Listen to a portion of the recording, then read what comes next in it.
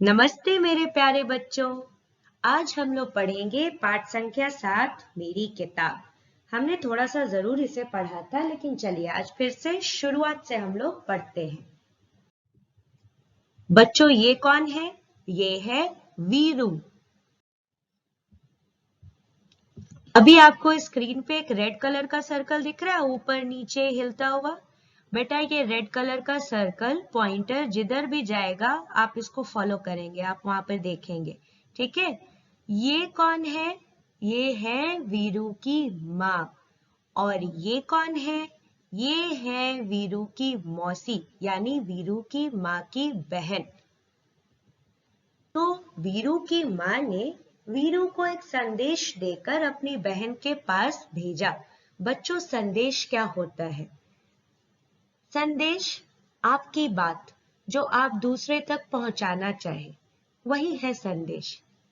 अब आप उसे लिखकर पहुंचाए, बोलकर पहुंचाए, टेलीफोन करे, व्हाट्सएप करे, ईमेल करे, किसी और को चिट्ठी थमा दे, उसमें अपनी बात लिख करके भेज दे, जैसे भी आप भेजे। संदेश आप जो किसी से कहना चाहते हैं, किसी को बोलना चाहते हैं, किसी को जो आप बताना चाहते हैं, वही है बेटा संदेश। ठीक है? हाँ जी। तो वीरू की माँ को अपनी बहन के पास, यानी वीरू की मौसी के पास अपना एक संदेशा भेजना था, है ना?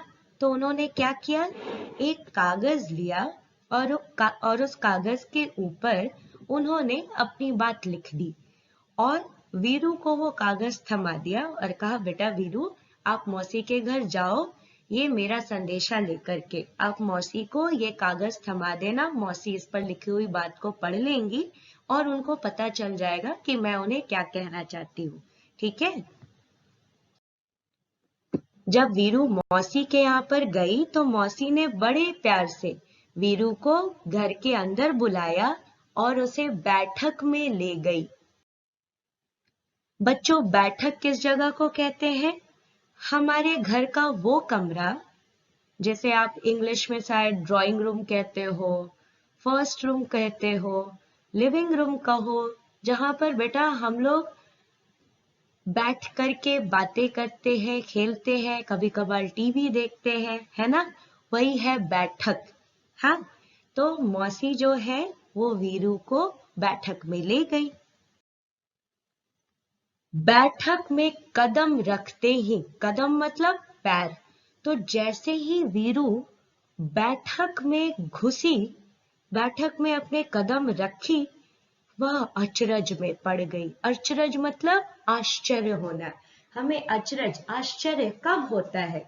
जब हम कोई ऐसी चीज देखते हैं, सुनते हैं या महसूस करते हैं जो हम उम्मीद नहीं कर रहे होते कि हाँ ऐसा भी हो सकता है क्या।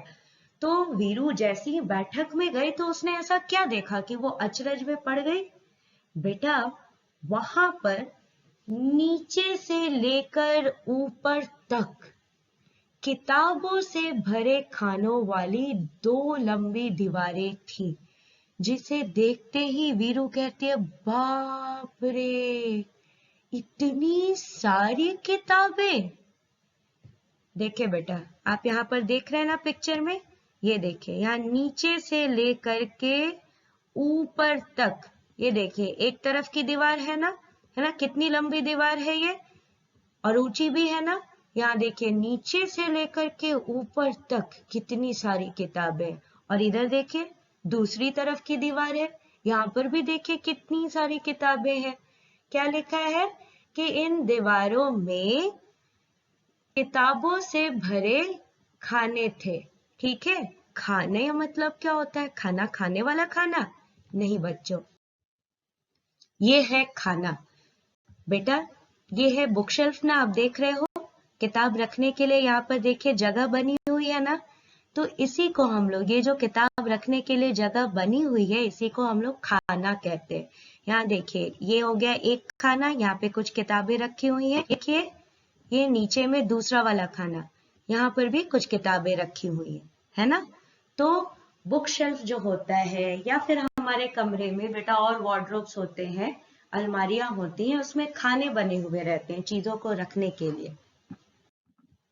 जैसे कि बच्चों आप यहाँ पर देख लीजिए, ये भी एक शेल्फ है, इसमें देखिए कितने सारे खाने बने हुए हैं और यहाँ तो किताबों के अलावा और दूसरी चीजें भी है ना।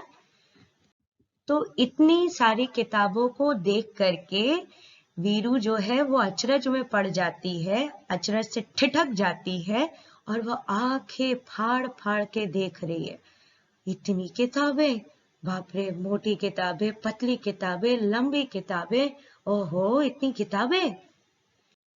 अंत में बेचारी साहस करके, हिम्मत करके मौसी से पूछ डालती है, मौसी इतनी सारी किताबें आप जो रखी हैं, आपके पास हम बच्चों के लिए भी किताबें हैं क्या कुछ?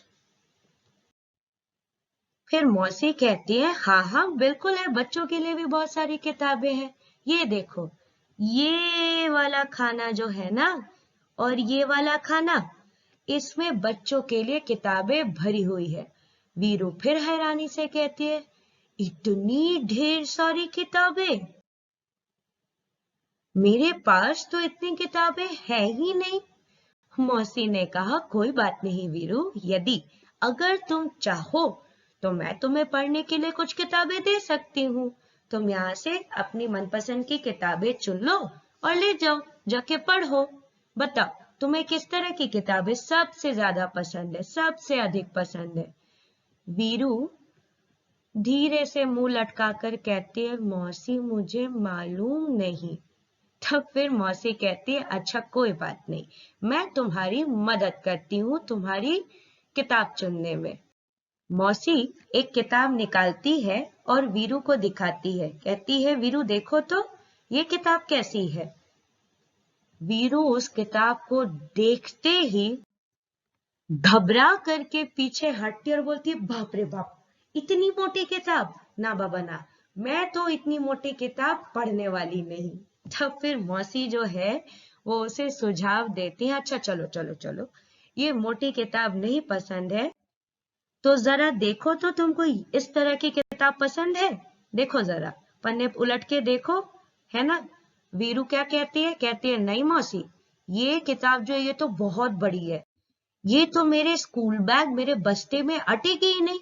नहीं, मुझे ये किताब नहीं पढ़नी है, रख दीजिए इसको अंदर। तब फिर मौसी जो है उसे एक और किताब दिखाती है और कहती है, वीरू देखो तो इस किताब के बारे में तुम्हारा क्या ख्याल है? क्या लगता है तुम्हें कि ये किताब तुम्हें पसंद आएगी? जरा पन्ने उल्टो और देखो तो वीरू जो है किताब के पन्ने पलटती है, आगे पीछे देखती है, फिर फैसला करती है, मौसी इस किताब में पढ़ने के लिए बहुत कम है।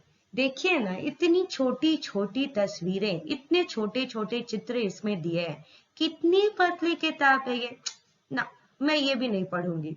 तब फिर मौसी कहती है, वीरू मुझे लगता है कि मैं तुम्हारे लिए किताब नहीं चुन सकती। एक काम करना, जब तुम अगली बार आना तो अपने साथ एक फुट्टा लेती आना। बच्चों ये देखिए, ये है फुट्टा, इसकी वर्तनी अच्छे से आप याद कर लेंगे। फ के नीचे नुक्ता यानी कि बिंदी, छोटी ऊ की मात्रा और इस तरह से ट लिख करके आ की मात्रा। इसको दूसरे तरह से अगर आप लिखना चाहे तो ऐसे ही फ के नीचे बिंदी, छोटी ऊ की मात्रा, आधा ट के नीचे हलंत। आपको याद होगा एक बार मैंने हलंत आपको बताया था, है ना? तो बेटा ट के नीचे हलंत, फिर पूरा ट और आ की मात्रा। चलिए मैं आपको अलग से लिख करके भी समझा दूंगी, ठीक है? दूसरे तरह से फुट्टा आप कैसे लिख सकते हैं। तो मौसी बोलती है, वीरू अगली बार जब तुम आओगे तो अपने साथ एक फुट्टा लेती आना। बच्चों फुट्टा क्या होता है? ये है फुट्टा, आप सभी के पेंसिल बॉक्स में ये जरूर होगा।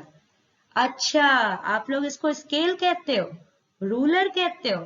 हिंदी में भाई इसे फुट्टा कहते हैं। इसका क्या इस्तेमाल करते हैं हम लोग?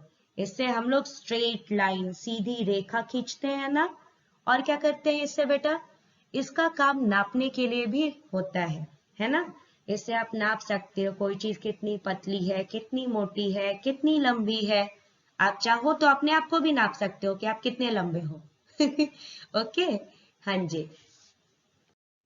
तब फिर वीरू जो है वो पूछती है, मौसी फुट्टा फुट्टा लेके क्यों आऊंगी? मौसी हंस करके थोड़ा सा मजाक बनाते हुए कहती है, वीरू अगली बार जब फुट्टा लेके आओगे ना, तो फुट्टे से तुम नाप लेना कितनी मोटी, कितनी लंबी, कितनी पतली तुमको किताब चाहिए, और तुम नाप करके अपनी मनपसंद की किताब चुन लेना और उसे पढ़ने के लिए ले जाना, ठीक है ना।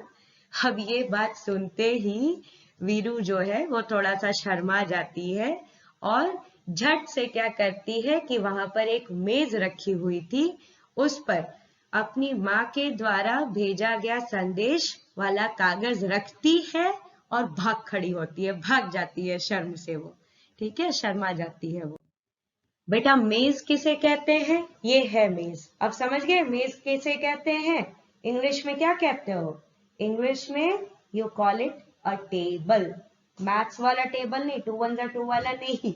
ये फर्नीचर है, आपके घर में जरूर होगा, जिसपे आप सामान को रखते हो, पढ़ाई करते हो, खाते हो, है ना। ये है मेज।